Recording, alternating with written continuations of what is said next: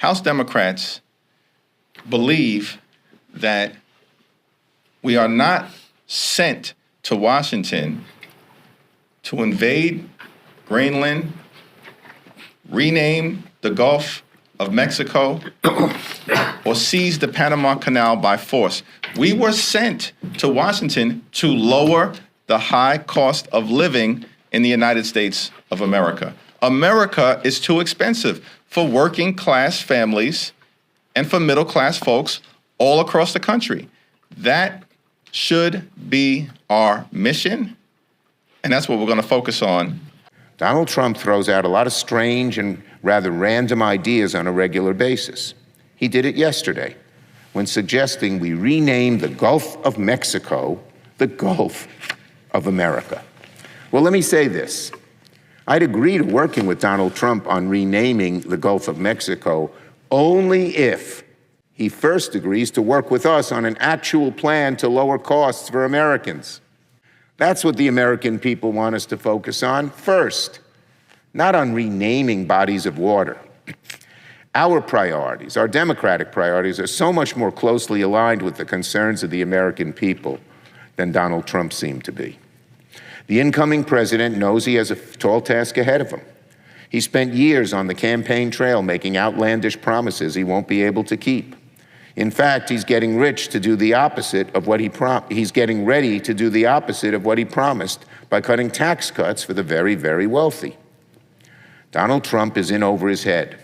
So he's doing what he always does in times like this, distract America with crazy ideas. Renaming the Gulf of Mexico may be a zany new idea, but it isn't going to help people save money at the grocery store. Donald Trump says these things because it will get him attention and make him sound like a tough guy. If Donald Trump wants to rename an ocean to sound more patriotic, I'd say we'll help him on one condition and only on one condition.